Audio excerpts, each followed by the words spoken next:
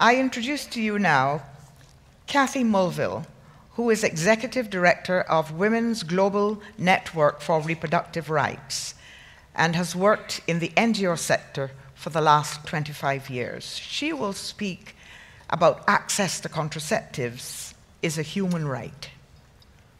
She will speak for 6 minutes. Kathy? Are they going to play it? Come on. Let's talk about sex, baby. Let's talk about you and me. Let's talk about all the good things. Good morning, everybody. As the slide suggests, what I want to talk about is sex. As an advocate, campaigning with my organization, with my colleagues and people around the world on access to contraceptives, sometimes I feel we just miss something.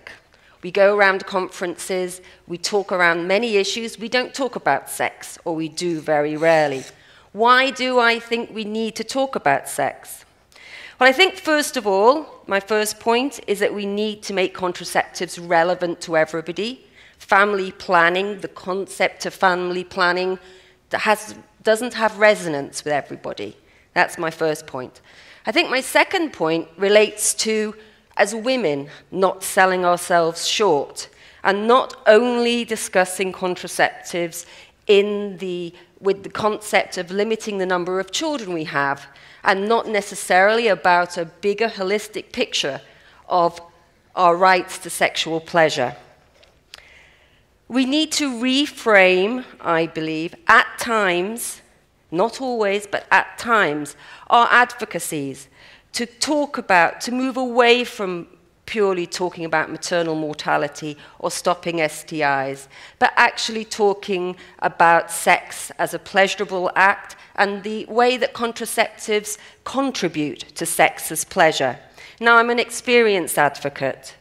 I'm not, I appreciate that in very restrictive settings, we do have to use arguments that relate to public health, arguments that try and reduce the harm that's faced with women, but I'm just posing that maybe that's not always the best approach. I grew up in the 70s, and that was a special time in a way. We had the pill, we had access to abortion, we didn't yet know about HIV. For myself and my peers, who were young women at that time, sex was very much, contraceptions was very much about our independence, allowing us to have careers, allowing us to have education, and sex. I think that what we sometimes lose sight of is like 15 years later, when 179 countries signed up to the Programme of Action in Cairo, there was a very broad, holistic definition of reproductive health. It defined reproductive health not only in the physical sense, but in the mental sense, in terms of mental health, in terms of bodily health, in terms of social. And I think we mustn't lose sight of that as we move towards the 2015 agenda and limit ourselves to only talk about contraceptives in relation to maternal mortality. I have a 15-year-old daughter. She doesn't like to talk to me about sex. It's always, shut up, mum, shut up, mum. But when I talk to her, I'm not talking to her in the concept that she is likely to die, at least not statistically, in terms of having a child. But what I want her to be able to think about is about being able to have sex, not get pregnant, and to see contraceptives as a way of empowering her, enabling her to make the choices she wants in life, to think about sex as an act that is pleasurable for men and women, and how you negotiate those spaces, how you have consensual sex, how that sex is not going to be forced or violent. And I think this is the key for many young people.